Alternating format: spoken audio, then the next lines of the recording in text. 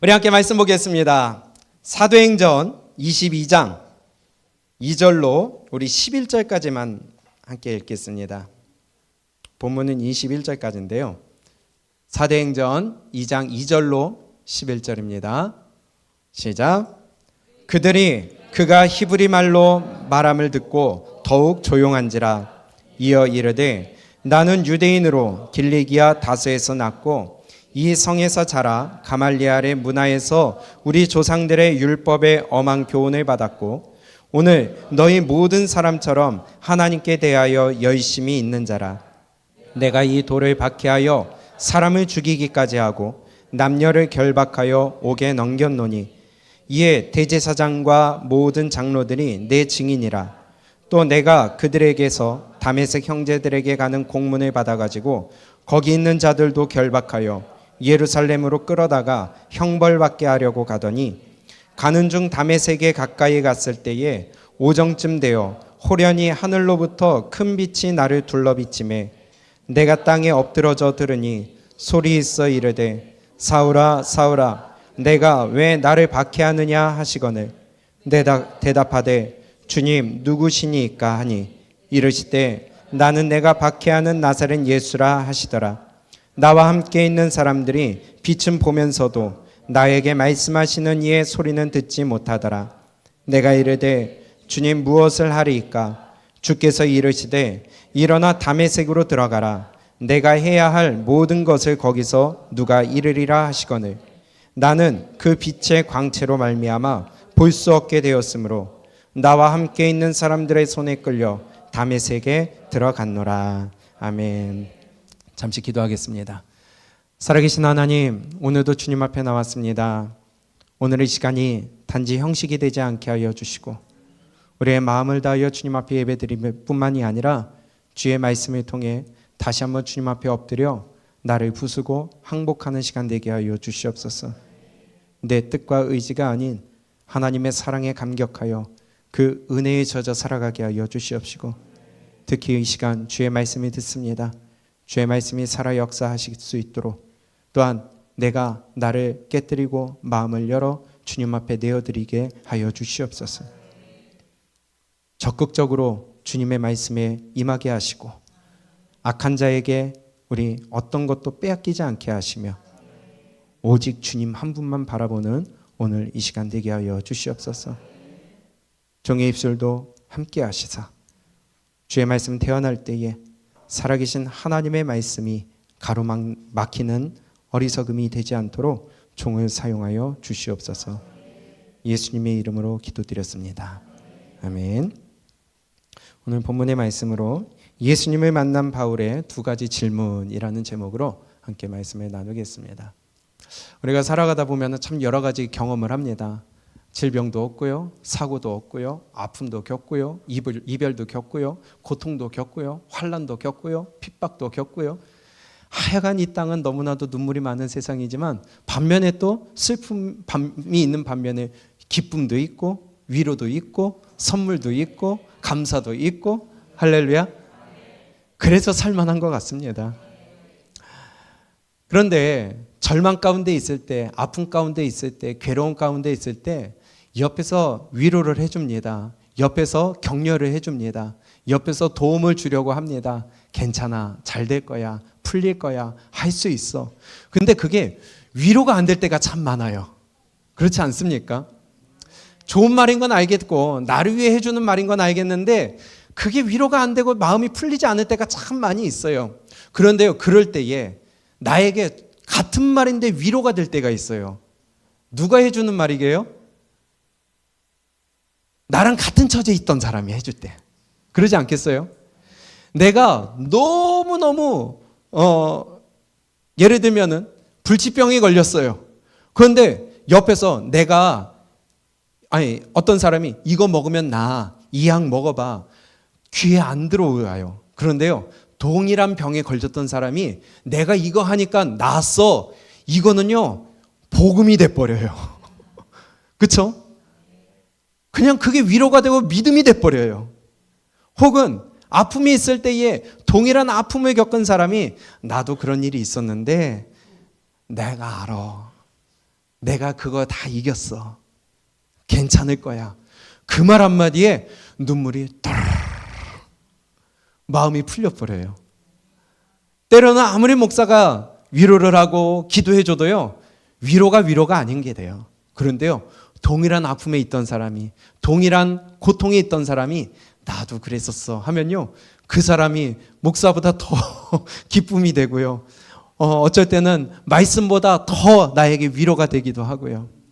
이게 사람의 마음인 것 같습니다. 그래서 우리에게 오는 경험이, 아픔이, 기쁨이, 이것은 나에게는 지금 조금 아픔일지 몰라도 하나님이 나에게 주신 이유가 있다는 것이에요. 나랑 동일한 상황에 있는 자에게 가서 전하라는 거예요. 그리고 복음 전해야 돼요. 그 영혼 살릴 수 있는 통로가 될 수 있다는 거예요. 이런 것을 통해서 마음이 하나가 되고 동화가 되고 같은 마음이 연결됨으로 말미암아 나의 마음을 그 사람한테 전해주고 그 사람은 또 살아날 수 있는 기회가 될 수 있는 것 같습니다. 오늘 본문 말씀이 바로 바울의 마음, 바울이 이러한 마음을 이용해서 던지는 것 같다는 생각이 듭니다. 나의 어두웠던 과거, 나의 어두웠던 옛날의 모습을 통해 그 자리에 있는 사람들에게 복음을 전하려고 하는 바울의 모습을 발견할 수가 있습니다. 쉽게 말해서 바울의 신앙 고백서가 바로 오늘의 본문이 되는 것 같아요. 오늘 본문 말씀의 내용은 우리가 잘 알고 있는 말씀입니다. 바울이 다메섹 도상으로 가면서 예수님을 만났어요. 빛에 의해 눈이 멀고 그로 인하여 아나니아에게 인도받고 아나니아에게 하나님의 메시지를 들음으로 말미암아 이방인의 사도로 새로운 삶의 시작이 되는 이 바울의 사건이 사도행전에 3번이 나옵니다. 처음 만났을 그 당시의 사건 사도행전 9장에서, 그리고 오늘 본문 사도행전 22장에서 유대인들에게, 그리고 사도행전 26장에서 아그리빠 왕 앞에서의 변명을 하면서 변호를 하면서 이 사건을 다시 한번 얘기를 합니다. 그때그때마다 조금 관점이 다르고 내용이 살짝은 다르지만 중요한 핵심은 같다는 거예요. 그만큼 이 사건은 바울에게 있어서 너무나 중요한 사건이었고, 바울의 인생에 AD와 BC가 나뉘는, 전과 후가 완전히 바뀌는, 예수님을 모를 때와 만났을 때가 완전히 바뀌는 놀라운 시점이 된다는 것이었어요. 오늘 본문은 이렇게 시작합니다. 바울이 자신의 과거를 털어놓습니다.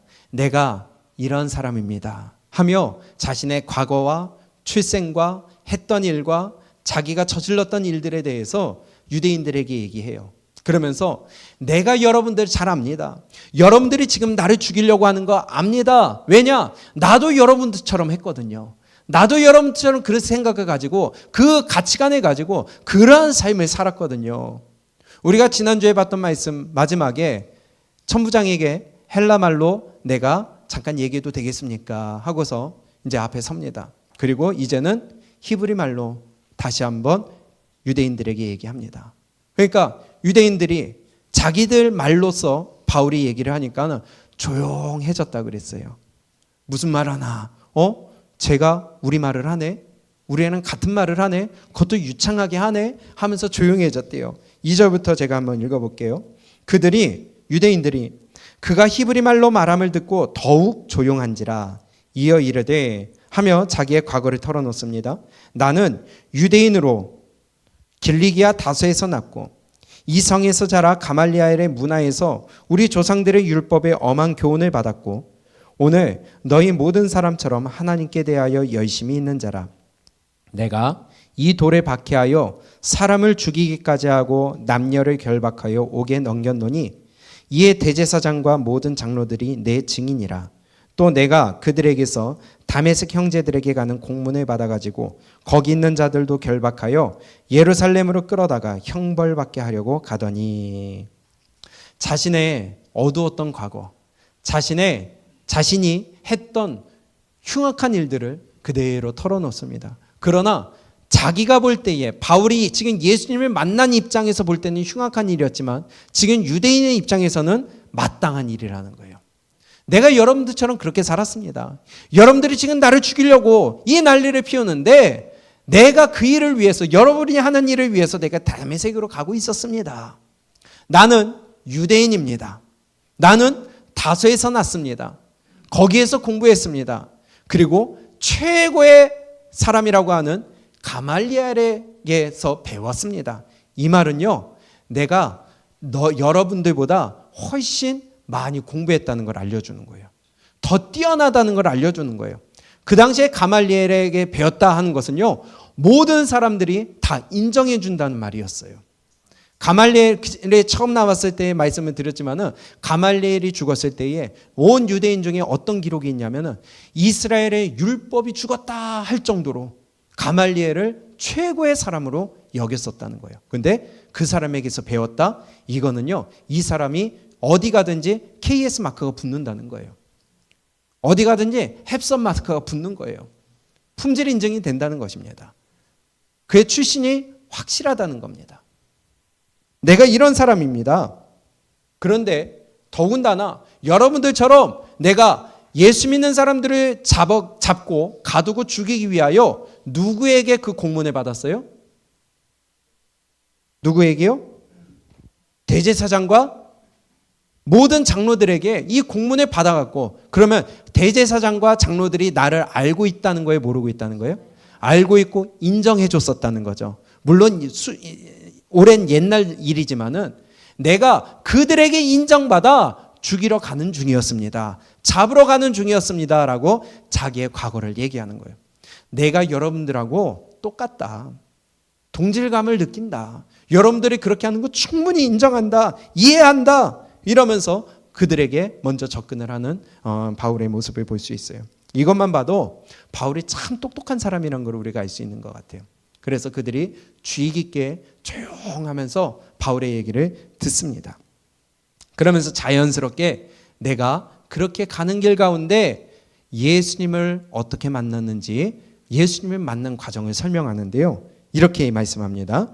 6절부터 우리 11절까지 한번 같이 읽어보겠습니다. 아시지만 다시 한번 새기면서 읽어볼게요. 시작.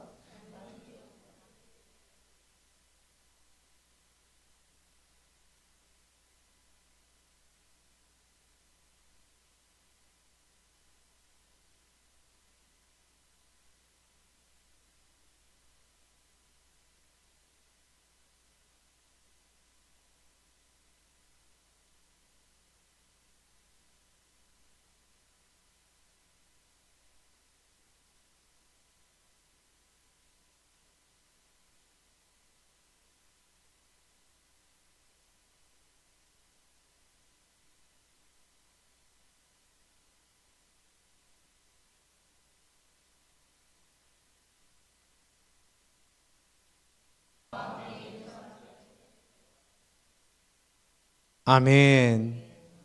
바울이 지금 다메섹으로 가는 가운데 예수님을 만난 과정을 자세하게 설명을 합니다.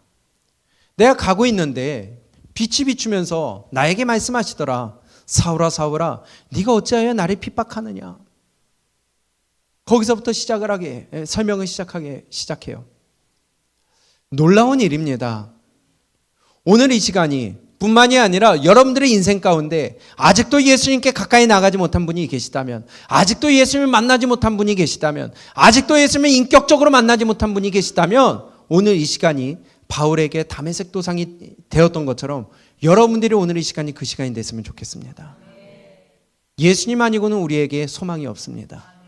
예수 그리스도가 아니고서는 우리에게 구원이 없습니다. 그 이름 외에는 구원 얻을 이름을 주신 일이 없다고 그랬어요. 예수님 만나야 돼요.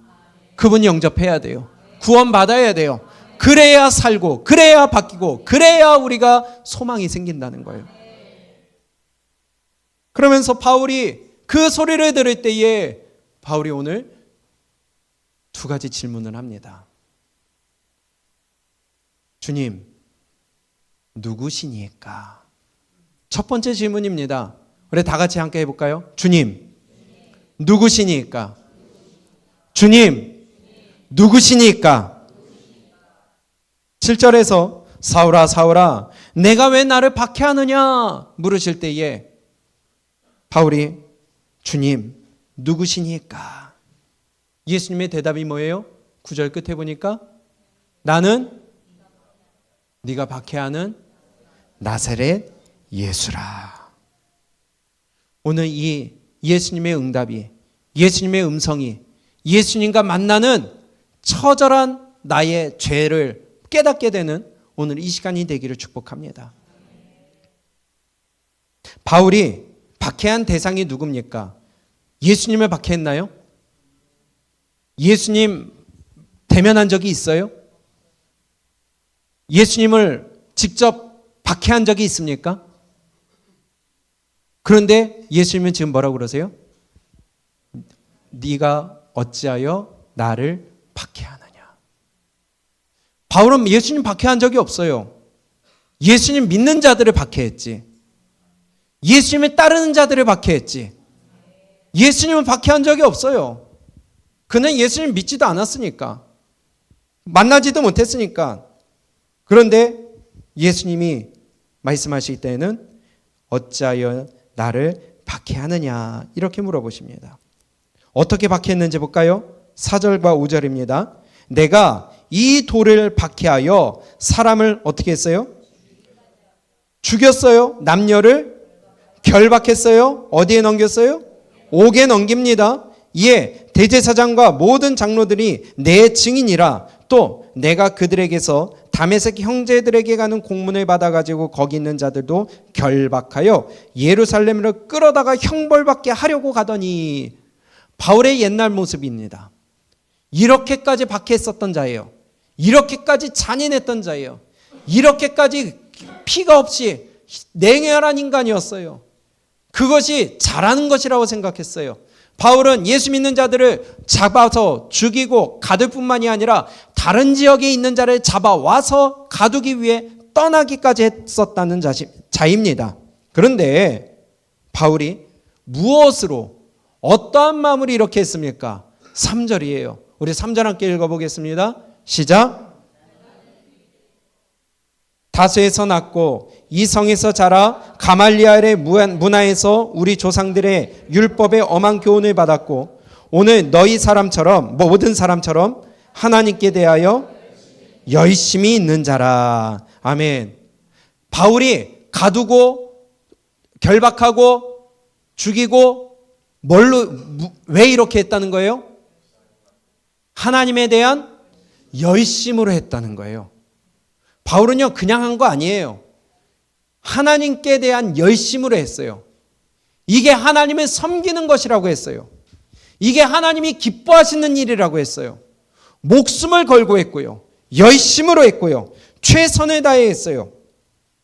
여기에 위험성이 있다는 것입니다. 열심히 한다는 것은 너무나 기쁜 일이고 귀한 일입니다. 그런데요, 그 열심이 방향이 잘못되면, 그 열심이 속성이 잘못되면 결국은 반대로 예수님을 박해하는 일이 된다는 것입니다. 복음에 대하여 실질적인 대적자가 될 수 있다는 것입니다. 하나님을 알지 못하고 예수님을 올바로 만나지 못하며 열심만 가지고 봉사하고 열심만 가지고 신앙생활하면 그거 자기 열심이라는 거예요. 그거 자기 기준이라는 거예요. 그거 자기 신념밖에 안 되는 거예요. 자기 믿음으로 하는 거예요. 결국은 그 일이 예수 그리스도를 박해하는 일이 되고 우리의 지체들을 죽이는 일이 되고 교회를 방해하는 일이 되고, 실상은요 알기 때문에 한다고 했지만 실상은 하나님을 제대로 알지 못하기 때문에 나오는 일이라는 것입니다. 열심히 하는 건 좋은데 열심의 방향이 중요해요. 왜 그 열심을 하는지가 중요해요. 여러분들은 왜 교회 나오십니까? 왜 빠지지 않고 예배 나오세요? 왜 그렇게 열심히 기도하세요? 왜 그렇게 열심히 예배 드리세요? 잘못하면 그게 예수님을 박해하는 일이 될 수 있다는 겁니다. 봉사를 하면서도 열심히는 하지만 실상은 무너뜨리는 자들이 있다는 거예요. 실상은 열심히 예수님을 믿는 것처럼 보이지만 그 본질적으로 교회를 무너뜨린 자들이 있을 수 있다는 것입니다. 왜요? 자기 열심으로 하니까, 자기 신념으로 하니까, 자기 믿음과 자기 만족으로 하기 때문에, 올바로 알지 못하고 하기 때문에 지체를 무너뜨리고 교회를 무너뜨리고 예수님을 박해하는 자가 될 수 있다는 것을 우리는 잊지 말아야 되겠습니다.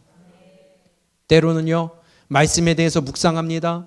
설교에 대해서 묵상합니다. 성경에 대해서 묵상합니다. 그런데 그 묵상과 생각이 깊어지고 많아지면서 오히려 그것이 말씀을 받아들이는데 방해가 될 수도 있다는 거예요.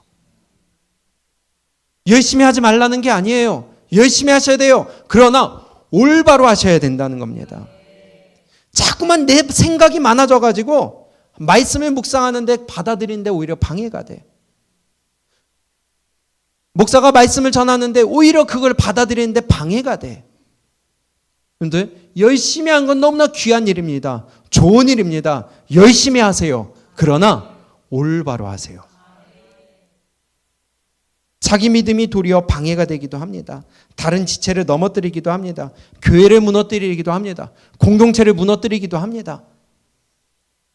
우리 다시 한번 오늘 이 시간 바울의 이 질문이 나의 질문이 될 수 있기를 원합니다. 주님, 누구시니까? 여러분들에게 있어 예수님은 어떤 분이세요? 여러분들에게 있어 예수님은 어떠한 자입니까? 여러분들의 열심은 어디로 향하고 있습니까? 그 방향이 어디입니까? 그렇기 때문에 우리의 모든 것은요, 질서 안에서 이루어져야 돼요. 말씀 안에서 이루어져야 돼요. 우리 모든 것들은 그래서 무익한 종의 자세가 필요한 거예요. 모르니까 자꾸 이런 일이 생깁니다. 열심히 한다고 하지만 결국은 그게 방해가 되고요. 내가 최선을 다한다고 하는데 최선을 다해서 무너뜨린 일이 될 수 있다는 거예요. 교회 오래 다닌다고 아는 거예요? 아니요. 오히려 모르니까 그런 짓을 합니다. 그건 아는 게 아니라 익숙한 거예요. 제대로 안다면 그렇게 할 수가 없는 겁니다. 예수님이 제자들에게 성령에 대하여 가르쳐 주세요. 앞으로 내가 가면 그가 오실 것이다. 내가 가는 것이 너에게 유익이다. 내가 가면 그가 오실 것인데 그가 깨닫게 하실 것이다. 말해 주실 것이다. 그런데 이렇게 말씀해요. 한번 찾아보겠습니다. 요한복음 16장 1절부터 3절의 말씀입니다. 이런 자들이 있어요. 너희를 출교시킨다. 너희를 핍박한다. 그러면서 그들이 하는 것은 하나님께 대한 그들이 섬기는 예라 할 것이다. 자기는 그게 믿음이라 할 것이라는 거예요. 우리 요한복음 16장 1절부터 3절까지 읽어봅니다. 시작. 내가 이것을 너희에게 이름은 너희로 실족하지 않게 하려 함이니 사람들이 너희를 출교할 뿐 아니라 때가 이르면 물은 너희를 죽이는 자가 생각하기를 이것이 하나님을 섬기는 일이라 하리라. 그들이 이런 일을 할 것은 아버지와 나를 알지 못함이라. 아멘. 이미 말씀하셨어요. 예수님이 생전에 말씀하셨어요. 너희를 나를 믿는, 나를 따르는 예수님을 믿는 자들을 출교시킬 거다. 쫓아낼 거다. 너희 공동체에서 몰아낼 거다. 핍박할 거다. 그리고 심지어는 죽이려고까지 할 거다. 그러면서 그것이 하나님을 섬기는 일이다. 그럴 것이다. 그런데 이런 일을 하는 자들은 아버지와 나, 하나님과 예수 그리스도를 안다 모른다? 모르니까 그 짓을 한다. 알면 그 짓을 안 한다. 대단한 말씀입니다. 우리가 교회를 위해서 힘을 쓴다고 그래요. 교회를 위해서 봉사한다고 그래요. 교회를 위해서 우리가 희생한다고 그래요. 그런데 오히려 교회를 무너뜨리고 우리의 믿음의 지체를 무너뜨리고 공동체를 무너뜨리며 돕는 게 아니라 오히려 방해를 하는 일이 있을 수 있다는 것입니다. 그러면서 자기는 열심히 한대요. 그러면서 자기는 교회를 섬긴대요. 그러면서 예수님을 믿는대요. 그러나 정작 주님이 하신 말씀 뭐예요? 알지 못하기 때문이다. 결국 무지에서 나오는 거예요. 무지예요, 무지. 무식한 거예요. 믿음으로 한다고 하지만 믿음이 아닌 불신앙으로 한다는 겁니다. 우리가 이러한 무지한 자가 되지 않기를 축복합니다. 그래서 올바로 알고 열심을 내야 돼요. 그런데 안타깝게도 교회마다 이런 일들이 비일비재합니다. 특히나 오래 교회 다녔다고 하는 자들 가운데 이런 일이 너무 비일비재해요. 교회를 무너뜨려요. 비방해요. 틈을 만들어요. 사탄 짓을 해요. 당을 지어요. 대적해요. 싸워요. 몰아내요. 왜요? 무지하니까. 하나님에 대해서 무지하니까. 예수님에 대해서 무지하니까. 하나님은 올바로 알아야 돼요. 예수 그리스도를 올바로 알아야 돼요. 그냥 지식적으로 알면 안 돼요. 우리가 주님을 만나서 알아야 돼요. 저는 지금 대통령 알아요. 근데 문제는 그분이 나를 몰라요. 그건 아는 게 아니라는 거예요. 예수님을 아는 것도 마찬가지입니다. 무지하면 안 돼요. 그런데요, 예수님을, 하나님을 내 문제 해결사로 착각하는 자들이 있어요. 내 뒤치다거리 하는 사람으로 착각하는 사람들이 있다는 거예요. 그러면서 예수님 목적이 내 생활이 좀 나아지려고 믿는 건가요? 예수님 믿는 목적이 내 기도 응답받기 위함인가요? 교회 나오는 목적이 뭔가 내가 얻기 위함입니까? 예수님 목적이 내가 복받기 위함이에요? 그것은요, 미신이에요, 미신. 예수님 믿는다고는 하는데 그건 미신적인 신앙이에요. 하나님 이거 해주세요, 저거 해주세요 하는 것과 물 떠놓고 비나이다 비나이다 이거 해주세요, 저거 해주세요. 대상만 다를 뿐이지 하는 짓은 똑같다는 겁니다. 미신이에요, 미신. 교회 안에서 미신적인 신앙 갖고 있는 사람이 너무 많다는 거예요. 하나님은, 예수 그리스도는 우리의 뒤치다꺼리 하는 사람이 아니에요. 우리의 문제 해결하는 사람이 아니에요. 우리의 복을 주는, 복을 받기 위해 이 자리에 있는 게 아니라는 거예요. 예수님 무슨 램프 속의 진이도 아니고요. 그것은요, 예수님을 나의 필요에 의해 도구화하는 거나 마찬가지예요. 쓰려고 하는 거나 마찬가지예요. 이용하는 거예요. 그러니까 미신이라는 겁니다. 이런 생각이 있으니까 열심히 교회만 출석만 해요. 그렇지 않으세요? 이런 생각이 있으니까 하나님을 올바로 모르니까, 예수 그리스도를 올바로 모르니까, 만나지 못했으니까, 믿질 못하니까, 알지 못하니까, 인격적인 만남이 없으니까 열심히 기도만 해요. 이런 생각이 있으니까 열심히 예배만 드려요. 이런 생각이 있으니까 열심히 봉사만 해요. 이런 지식적인 생각만 있으니까 열심히 바치기만 해요. 그거 모르는 겁니다. 미신이에요. 그러다가 자기가 원하는 대로 결과가 안 나오고 자기가 원하는 대로 문제가 풀리지 않으니까 뭐라고 그래요? 하나님 없대요. 하나님이 있으면 어떻게 이런 일이 있냐요? 하나님이 내 종인가요? 하나님이 내 비서입니까? 하나님이 진짜 있다면 나한테 이러겠느냐고 원망불평합니다. 맞죠? 하나님이 있으니까 너한테 그러는 거지. 아멘? 하나님은 하나님 자체의 능력이 있는 거죠. 내가 딱 틀에 하나님을 가둬놓고 이 안에서 이루어지지 않으면 하나님이 없는 거래요. 우리 이러한 미신적인 신앙 갖지 않기를 축복합니다. 하나님이 진짜 살아계시기 때문에 응답 안 하시는 거예요. 하나님, 이 문제만 해결해 주시면 내가 잘 믿을게요. 하나님, 이 문제만 해결해 주시면 열심히 신앙생활 할게요. 내가 열심히 주님 앞에 물질 드릴게요. 헌금도 할게요. 하나님, 내 자식에게 이런 어려움이 있는데 이것만 해결해 주시면 이렇게 할게요. 이래놓고 문제가 해결이 안 되면 하나님 없대요. 하나님 있으면 어떻게 이럴 수가 있냐요. 하나님에게 책임을 돌리거나 하나님의 존재 자체를 부정하거나 교회와 멀어지거나 믿음을 놓거나 신앙생활에 하나님과 거래하는 건가요? 그분이 우리 거래 대상이에요? 착각을 해도 너무 심하다는 겁니다. 그러니 이걸 가리켜서 지금 바울에게 네가 나를 박해하였다. 하나님을 박해하고 있어요. 그게 하나님 예수 그리스도를 박해하는 일입니다.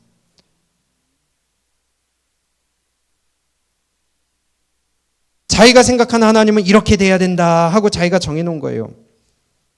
창조주 하나님이 고작 당신의 머릿속에서 움직여야 됩니까? 하나님은 그거밖에 안 되는 존재예요. 하나님이 그렇게 째째한 존재입니까? 아니죠.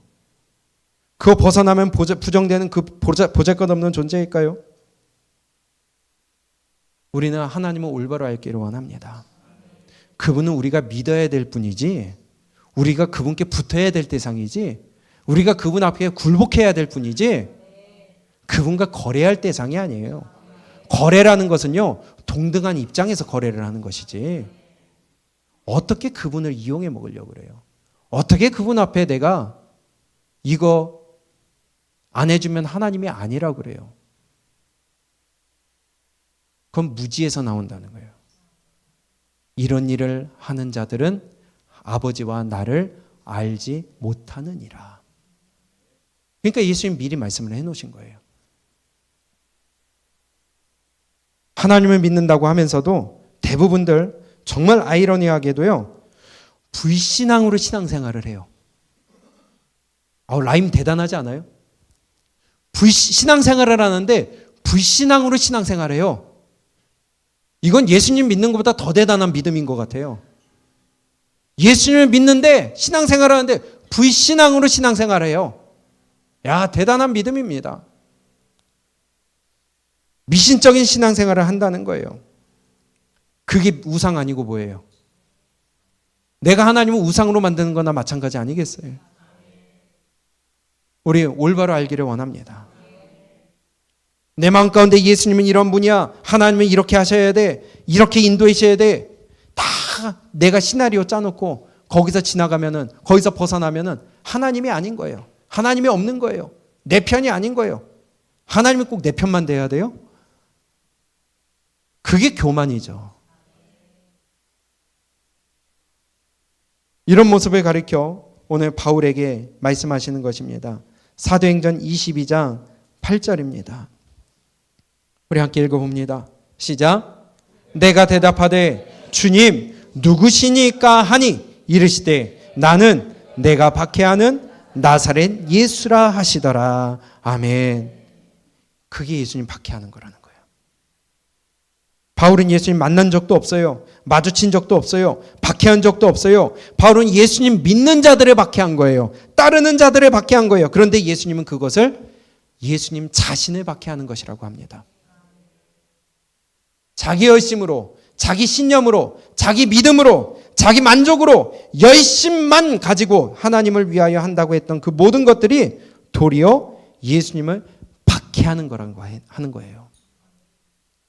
지금 바울이 이걸 딱 깨달았을 때에 내가 하나님을 위하여 했다고 했는데 그게 도리어 예수님을 박해하는 것이다 라는 공식이 성립된 것을 깨달았을 때에 바울은요, 돌이키게 됐다는 겁니다.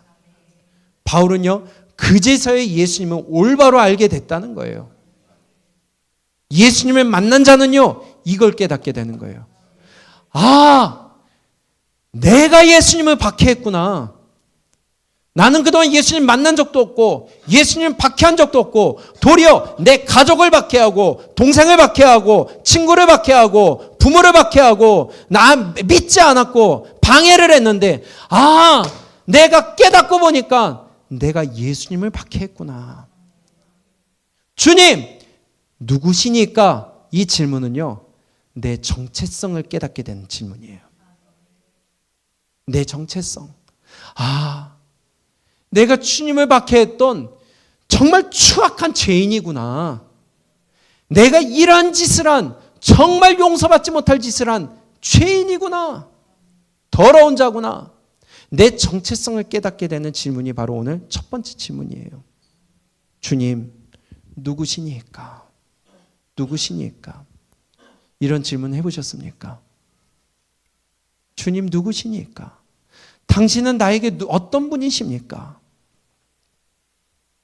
바꿔 얘기하면 여러분들은 아직도 내 힘으로 살아간다고 생각하세요? 바울이 여기서 깨졌다는 거예요. 자신은 예수님을 직접 박해한 적이 없지만 자신이 믿음이라고 했던 모든 것들이 도리어 예수님을 박해하는 것임을 깨닫게 되니까 그때서야 주님 앞에 내가 주님을 박해한 추악한 죄인이구나. 여기서 주님 만나게 되는 거예요. 예수님은 나에게 어떤 분이십니까? 나는 예수님을 올바로 알고 있습니까? 혹시 내가 믿음으로 한다고 했던 그 모든 것들이, 내가 열심으로 한다고 했던 그 모든 것들이 바울처럼 도리어 예수님을 박해하는 일이 아니었습니까? 오늘 나의 정체성을 다시 한번 깨닫는 시간이 될 수 있기를 원합니다. 내 모습을 처절하게 깨닫는 시간이 될 수 있기를 원합니다. 내가 주님을 박해했어요. 내가 주님을 못 박은 자라는 거예요. 내가 주님을 채찍으로 때린 자라는 거예요. 내가 주님 옆구리를 창을 찔른 자라는 거예요. 내가 주님 머리에 가시관을 씌운 자라는 거예요. 그 머리에서 피가 흘러도, 손과 발에서 피가 흘러도 나는 옆에서 하하하 웃으면서 박수친 자라는 거예요. 주의 옷을 벗긴 자고요. 주에게 침을 뱉은 자고요. 주의 괴로운 가운데 나는 옆에서 놀고 먹고 즐거워하며 그 꼴을 보며 즐거워하는 자가 바로 내 모습이었다는 거예요. 이게 바로 바울이 지금 주님 앞에 했던 첫 번째 질문, 주님 누구시니까? Who are you, Lord? 누구십니까? 나는 네가 핍박하는 예수라. 오늘 그 음성이 우리에게 들릴 수 있기를 원합니다. 나는 네가 핍박하는 예수다. 나는 네가 침뱉었던 예수다. 나는 네가 무시했던 예수다. 나는 네가 발로 찼던 예수다. 나는 네가 그렇게 괴롭게 했던 예수다. 내가 그 자리에서 있었다는 것을, 내 정체성을 오늘 다시 한번 깨닫을 수 있기를 원합니다. 내가 믿음으로 한다고 했지만 도리어 예수님을 박해하는 박해자는 아니었는가? 내 믿음으로, 내 열심으로 한다고 했지만, 내 신앙으로 한다고 했지만 도리어 지체를 무너뜨린 자는 아니었는가? 도리어 공동체를 무너뜨린 자는 아니었는가? 도리어 믿음의 회방꾼은 아니었는가? 내가 곧 박해자입니다 하는 이 나의 정체성이 오늘 이 첫 번째 질문을 통해 오늘 이 시간 나에게 다시 한번 내가 질문을 던졌으면 좋겠어요. 주님 누구십니까? 나는 네가 박해한 예수다. 성훈아, 나는 성훈이 네가 박해한 예수다. 그 말을 들을 때에 바울의 마음이 어땠을까요? 내가 그 자리에 있었다는 것을 깨닫게 될 때에 바울은 어떻게 마음이 얼마나 무너졌을까요? 오늘 두 번째 질문입니다. 사도행전 22장 10절입니다. 함께 읽어볼까요? 시작. 내가 이르되 주님 무엇을 하리이까? 주께서 이르시되 일어나 다메섹으로 들어가라. 내가 해야 할 모든 것을 거기서 누가 이르리라 하시거늘. 아멘. 함께 따라해 볼까요? 주님, 주님, 주님, 무엇을 하리이까? 무엇을 하리이까? 주님 누구시니까? 이 질문을 통해 자신의 모습을 깨닫고 자신의 정체성을 깨닫고 내가 죄인이고 주님 앞에 주님을 박해했던 박해자라는 그 정체성을 깨닫는 질문이었다면 주님 누구시니까? 이 질문은요, 이제는 사명을 깨닫게 되는 질문이에요. 예수님을 믿어 자신이 예수님을 박해한 죄인임을 처절하게 깨닫게 되니까 이제는 저절로 이런 질문을 던지게 된다는 거예요. 주님 앞에 내가 죄인이고 주님 앞에 고개조차 들 수 없는 더럽고 추악한 죄인임을 내가 깨닫게 되니까, 주의 그 사랑을 내가 입게 되니까, 주님의 그 생명을 내가 깨닫게 되니까, 주님의 그 은혜를 내가 깨닫게 되니까, 그 다음에는 내가 다른 거 안 보이는 거예요. 이제는 내가 주를 위해 무엇 해야 됩니까?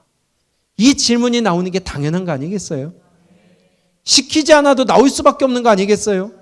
내가 그분을 박해했던 자인데, 내가 죽였던 당사자인데, 내가 침뱉었던 당사자인데, 내가 모욕을 줬던 당사자인데, 그분이 나에게 네가 했던 그 사람이 나야. 그 부끄러움에 그럼 이제 내가 무엇을 하면 되겠습니까? 이 질문이 당연히 나와야 되겠죠. 우리의 삶 가운데 늘 이 질문이 끊어지지 않기를 원합니다. 그런데 주님을 만나지 않고서는 주님 내가 무엇 할까요? 역할만 따지다 보면 내 의로 하는 것밖에 안 돼요. 내 힘으로 내 지혜로 하는 것밖에 안 돼요. 그게 바로 율법이라는 거예요. 근데 주님을 만나고 율법에서 해방되고 보니까 이제는 그 은혜로 하게 돼요. 그 사랑으로 하게 돼요. 이 더러운 죄인을 위해 예수님이 죽으셨는데, 대신 죽으셨는데, 그럼 이제 난 어떡하지? 뭘 해야 되지? 내가 그 생명을 받았는데 내가 그러면 어떻게 이걸 갚아야 되지? 어떻게 살아야 되지? 그분의 생명을 받은 자는 이걸 저절로 물을 수밖에 없게 되는 거예요. 당연한 거죠. 이 질문을 아나니아를 통해 이렇게 대답해 주십니다. 14절, 15절입니다. 우리가 이 사명, 우리가 감당할 수 있기를 원합니다. 바울에게만 주신 주님 무엇을 하리까라의 질문에 대한 대답이 바울에게만 주신 것이 아니라 예수의 피로, 예수의 생명으로 구원받은 저와 여러분들에게도 동일하게 주시는 대답이라는 거예요. 주님 무엇을 하리까? 이렇게 알려주십니다. 14절, 15절 시작. 그가 또 이르되 우리 조상들의 하나님이 너를 택하여 너로 하여금 자기 뜻을 알게 하시며 그 의인을 보게 하시고 그 입에서 나오는 음성을 듣게 하셨으니 내가 그를 위하여 모든 사람 앞에서 내가 보고 들은 것에 증인이 되리라. 아멘. 주님 무엇을 하리까? What shall I do, Lord? 무엇을 하리까? 그 대답에 네가 보고 들은 것에 뭐가 되라? 증인이 되라. 증인 되라는 거예요. 이제 너도 가서 복음 전하라는 거예요. 네가 지금 만난 예수 그리스도, 네가 들은 예수 그리스도의 그 말씀, 네가 깨닫게 된 거, 그거 이제 네가 가서 전하라는 거예요. 예수님을 믿어 구원받은 자는 이제 새로운 사명이 주어지는데 뭘 해야 돼요? 복음 전하는 자가 돼야 돼요. 증인이 돼야 돼요. 이 사명이 바로 오늘 저와 여러분들에게 주어지시는 것입니다. 마태복음 28장 18절 이후에 예수께서 나와 말씀하여 이르시되 하늘과 땅의 모든 권세를 내게 주셨으니 그러므로 너희는 가서 모든 민족으로 제자를 삼아 아버지와 아들과 성령의 이름으로 세례를 베풀고 내가 너희에게 분부한 모든 것을 가르쳐 지키게 하라. 세상 끝날까지 내가 함께 하겠다. 모든 민족을 제자 삼아라. 너는 가서 제자 삼아라.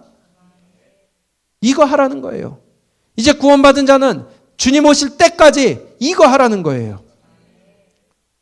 우리가 끊임없이 봤지만 사도행전 1장 8절에 오직 성령이 너희에게 임하시면 너희가 권능을 받고 예루살렘과 온 유대와 사마리아 땅끝까지 이르러 내 증인이 되리라. 이게 우리의 사명입니다.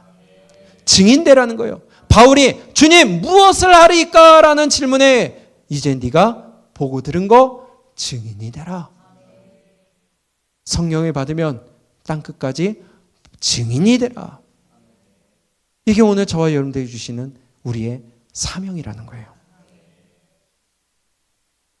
성경을 찾아볼까요? 또 다른 표현으로 바울이 이렇게 얘기합니다. 고린도후서 5장 15절입니다. 여러 번 말씀을 드렸었죠. 이 말씀은 예수의 피로 구원받은 자는 새로운 피조물이 되는데 이제는 이렇게 살라는 거예요. 바울이 이제 무엇을 하리까? 주님 무엇을 하리까? 라는 질문에 동일한 대답이요. 다른 표현일 뿐이에요. 고린도후서 5장 15절입니다. 우리 함께 목소리를 크게 함께 읽어봅니다. 시작. 그가 모든 사람을 대신하여 죽으심은 살아있는 자들로 하여금 다시는 그들 자신을 위하여 살지 않고 오직 그들을 대신하여 죽었다가 다시 살아나신 이를 위하여 살게 하려 함이라. 아멘. 예수 그리스도의 피로 인하여 구원받은 자들은 이제는 다시는 누구를 위하여 살지 말고 나를 위하여 살지 말고 누구를 위하여 살아라? 나를 대신하여 죽으신 자를 위하여 다시 살아나신 자를 위하여 살아가라. 이게 저와 여러분들에게 주신 사명이라는 거예요. 근데 내가 구원받았다 하며 예수 피로 내가 죄사함을 받았다 하면서 이제 죄사함 받았다, 깨끗하다, 세례 받았다, 예수 믿는다, 찬양한다, 예배 드린다 하며 세상에 나가서는 내 마음대로 내 하고 싶은 대로 사는 거예요. 누리고 싶은 대로 사는 거예요.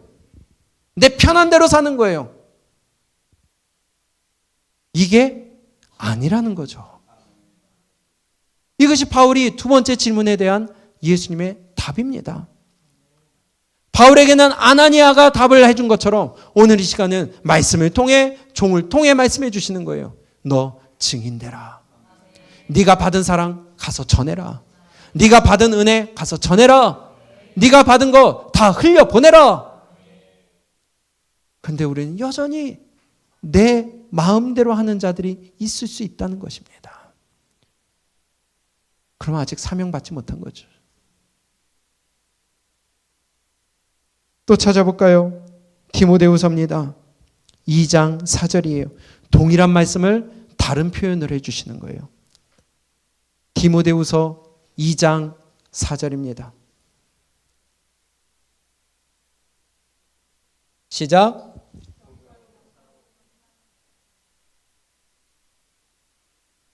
이는 병사로 모집한 자를 기쁘게 하려 함이라. 아멘.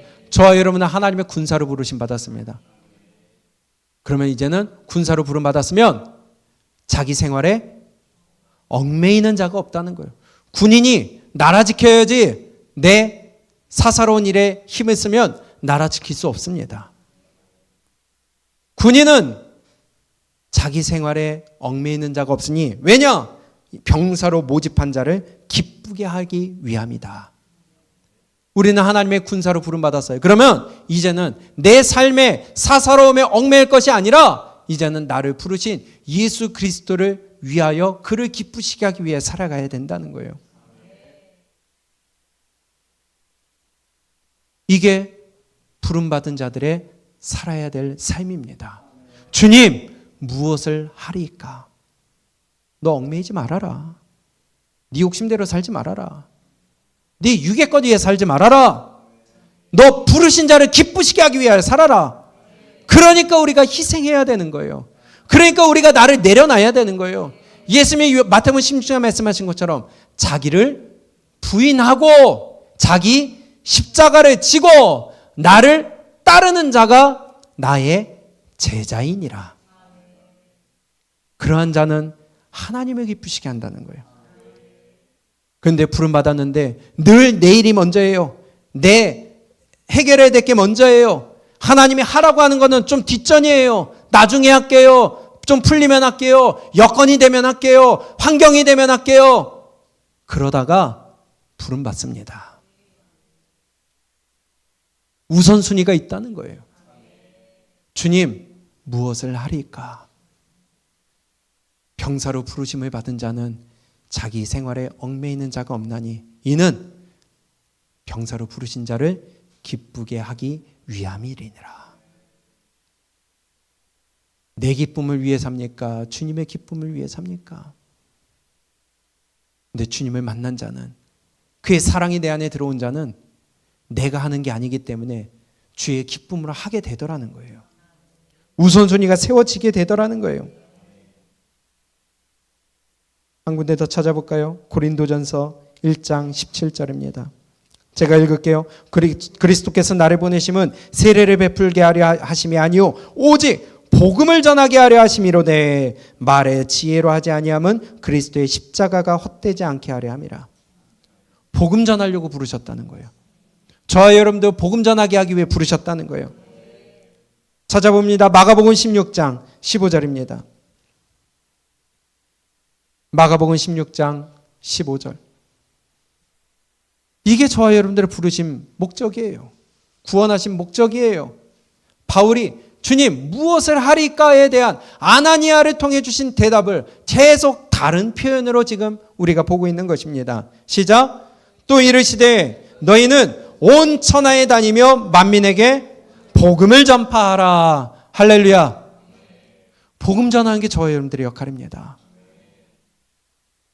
근데 늘 내 일의 우선순위를 둬요. 내 문제의 우선순위를 둬요.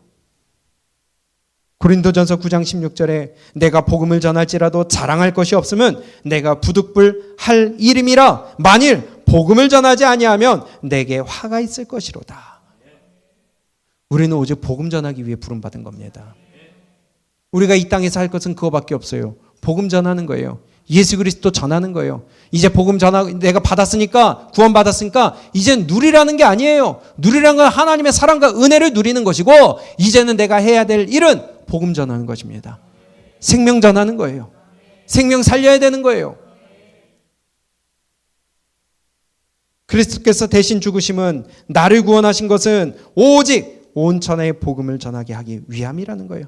바울이 이렇게 자신의 사명을 확실하게 깨달은 후에 그의 남은 생애를 오직 복음 전하는 데에 다 쏟았다는 것입니다. 주님 누구십니까? 이 대답에 자기의 정체성을 깨달았다면 주님 무엇을 하리까? 이 질문에 대해서 이제는 사명을 깨닫게 되었어요. 그렇기 때문에 바울은 오늘 본문에서도 나를 죽이려고 난리를 치는 유대인들 앞에서 담대하게 그는 내가 만난 예수 그리스도에 대해서 전할 수 있는 것입니다.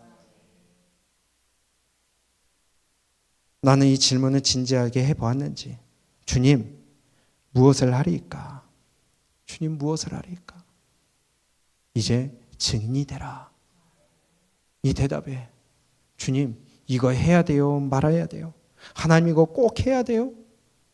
이런 질문을 할 여유가 있을까요? 하나님 내가 꼭 주방 들어가야 돼요? 하나님 내가 꼭 전도해야 돼요? 하나님 꼭 내가 청소해야 돼요? 하나님 꼭 내가 봉사해야 돼요? 하나님 꼭 내가 이거 드려야 돼요? 하나님 꼭 내가 이것까지 해야 돼요? 내 일의 사명을 깨달았다면, 내 생명의 사명을 올바로 깨달았다면, 그것이 우선순위로 세워졌다면 이것은 더 이상 우리의 고려 대상이 아니지 않을까요? 그분의 사랑을 안다면 무엇이든지 내가 팔벗고 나설 수밖에 없지 않겠어요? 왜? 내가 죽을 수밖에 없는 처참한 죄인이었지만 예수님의 사랑이 목숨값으로 나를 살리셨기 때문에. 그러면 하고 안 하고 물어볼 것도 아니에요. 팔벗고 들어가는 거예요. 뛰어드는 거예요. 희생하는 거예요. 그게 사랑 입은 자의 마땅한 삶이라는 겁니다. 근데 사명에 대한 본질을 깨닫지 못하니까, 아직도 내가 예수 그리스도의 사랑을 알지 못하니까 늘 재고 있어요. 할까? 말까? 낼까? 말까? 갈까? 말까? 우선순위가 안 세워진 거죠. 복음을 전해야 하는 가장 최우선순위가 정해지고 사명을 깨달은다면 우리는 무조건 주의 말씀에 순종하며 주를 기쁘시게 하기 위하여 달려갈 수밖에 없다는 것이에요. 그 뒤에 사도행전 22장 그래서 15절에 이렇게 말씀합니다. 내가 그를 위하여 모든 사람 앞에서 내가 보고 들은 것에 증인이 되리라. 모든 사람 앞에서. 여기에는 유대인이 포함될까요? 안 될까요? 되죠. 이방인이 포함될까요? 안 될까요? 되죠. 나중에 보겠지만 오늘 22장은 유대인들 앞에서 하는 말이기 때문에 여기에 유대인에게 가서 전하라는 말은 빠져 있어요. 그러나 사도행전 26장에서 다시 한번 아그리빠 왕 앞에서 얘기할 때는 그 얘기가 포함됩니다. 내가 부름을 받았는데 유대인들과 이방인들에게 전하라고 나를 부르셨습니다. 우리의 사명을 올바로 수 있기를 원합니다. 우리의 믿음의 우선순위를 바로 세울 수 있기를 원합니다. 재고자시고 할 게 뭐가 있겠어요? 우리의 믿음이 계산적이 되지 않기를 원합니다. 예수님이 계산적으로 나를 구원하셨다면 아유 저거 구원해 말어. 저걸 위해 죽어 말어. 했다면 답 안 나와요. 어떤 누구도 구원할 자격이 없어요. 그런데 그분은 재지 않고 우리가 아직 죄인 되었을 때에, 우리가 아직 원수 되었을 때에 우리를 먼저 사랑하시고 우리를 위하여 죽으셨다는 것입니다. 그분은 계산하지 않고 뛰어들었는데 나는 계산하고선 뛰어들까 말까, 할까 말까, 낼까 말까, 갈까 말까. 비겁한 거 아닐까요? 오늘 다메섹 도상에서 예수님을 만난 바울이 두 가지 질문을 던집니다. 주님, 누구시니까? 이 질문을 통해 자신의 정체성을 깨닫습니다. 아, 내가 주님을 박해한 자였구나. 내가 직접 만난 적은 없었으나 내가 회방꾼이었구나. 내가 방해자였구나. 내가 박해자였구나. 내가 찔렀구나. 내가 침뱉었구나. 처절하고 추악한 죄인임을 깨닫게 되는 그 질문. 주님, 누구시니까? 두 번째, 그것을 깨닫고 나니까 이제 주님, 무엇을 하리까? 내 사명에 대한 질문을 던지게 됩니다. 너는 네가 보고 들은 것을 모든 사람들에게 증인이 되라. 전해라. 복음 전해라. 나를 부르신 자를 기쁘시게 하기 위하여 살아라. 나를 대신하여 죽었다 살아나신 자를 위하여 살아라. 이제는 더 이상 자기 자신을 위하여 살지 말아라. 그러나 그럼에도 불구하고 자꾸만 내 것을 앞세우고 자꾸만 내 육신을 따라가는 것은 무지에서 나오는 것이다. 아직도 주님 모른다. 오늘 바울의 사건을 다시 한번 생각하며 이 두 가지 질문을 한번 우리가 한 주 동안 묵상하고 주님께 던져봤으면 좋겠습니다. 주님, 누구시니까? 주님, 무엇을 하리까? 이 질문을 통해 이번 한 주간 다시 한번 나의 이 벌거벗겨진 모습을 발견할 수 있기를 축복합니다. 그리고 주님 앞에서 나를 깨닫고 다시 한번 주님의 사명을 깨닫는 귀한 시간이 되시기를 주님의 이름으로 축복합니다. 요즘에 더위가 갑자기 어느 순간에 찾아왔어요. 어느 순간에 갑자기 찾아오니까 언제 왔는지도 모르겠어요. 내 인생의 타임라인 가운데 어느 순간 갑자기 하나님이 끼어드셔서 그때부터 갑자기 내 스케줄이 바뀌었고요. 그때부터 내 방향이 바뀌었고요.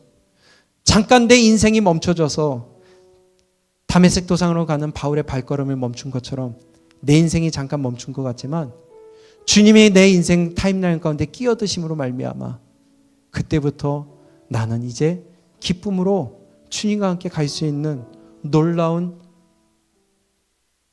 타임라인이 새로 생겼다는 것입니다. 어느 순간에 갑자기 내 인생에 끼어드신 그 예수님. 근데 알고 보니까 멈추는 것이 아니라 그것을 통해 방향을 바꾸시는 것이었어요. 오늘도 이 시간 이 두 가지 질문을 통해 우리가 주님께 고백했으면 좋겠습니다. 주님, 누구시니까? 주님, 무엇을 하리까? 어느 날 갑자기 나의 이름을 부르며 다가오신 주님께 오늘도 감사하면서 우리가 주님의 그 따스한 손길을 그 팔에 우리가 안기는 시간이 됐으면 좋겠습니다. 그리고 우리의 모든 사명의 우선순위 다시 한번 세워서 우리의 인생의 방향을 주님께로 틀어 그분 앞에 우리가 무익한 종의 자세로 나아갈 수 있기를 원합니다. 만천하에 복음을 전하라. 우리 함께 가사를 생각하며 우리 주님께 고백하기를 원합니다.